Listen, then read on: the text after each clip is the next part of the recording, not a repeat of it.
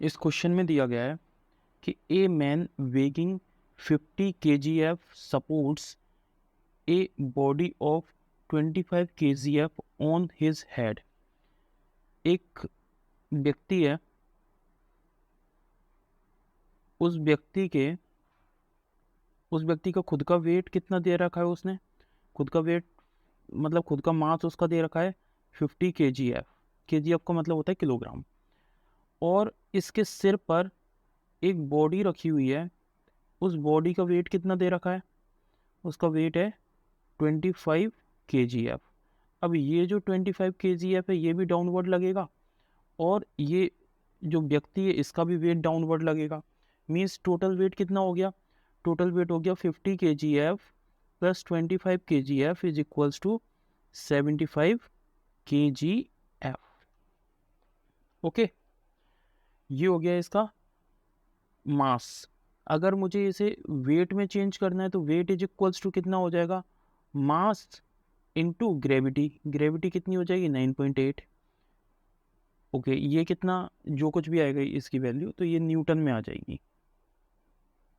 Okay, अब अपन आगे बढ़ते हैं। क्वेश्चन कह रहा है कि what is the work done when he moves a distance of 20 metre up.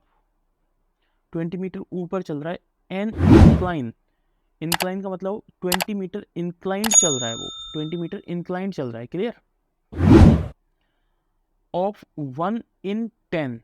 अब इस 1 in 10 का मतलब समझना, 1 in 10 का मतलब समझना।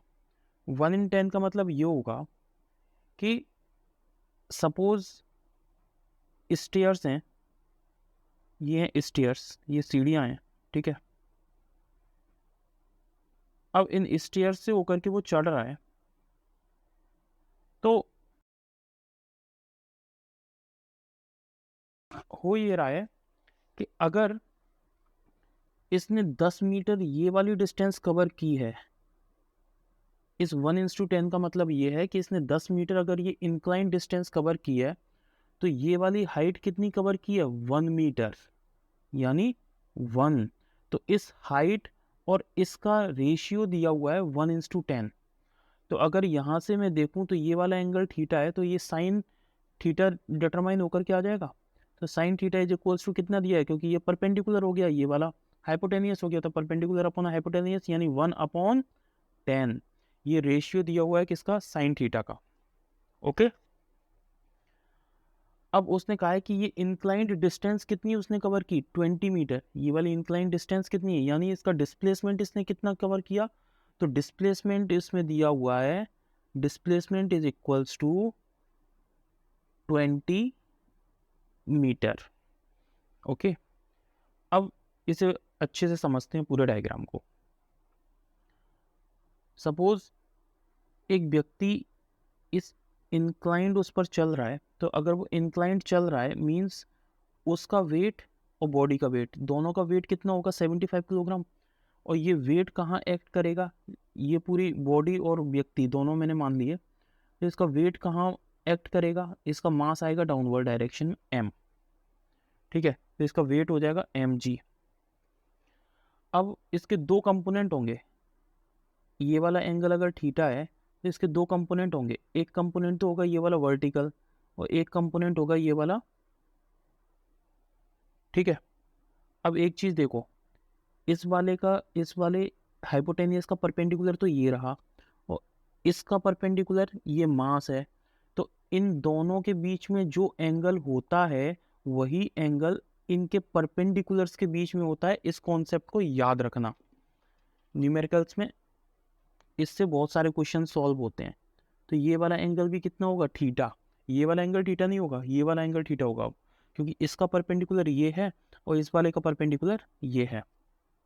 ओके, तो ये हो गया थीटा। तो ये वाला कंपोनेंट के कौन सा होगा, जिसके साथ थीटा एंगल बनता है उसके साथ आता है कॉस थीटा। ये चीज़ मैं पहले बता चुका हूँ लेक्चर में। और जिसके साथ थीटा एंगल नहीं बनता वो आता है एम जी, वो आता है साइन थीटा कंपोनेंट।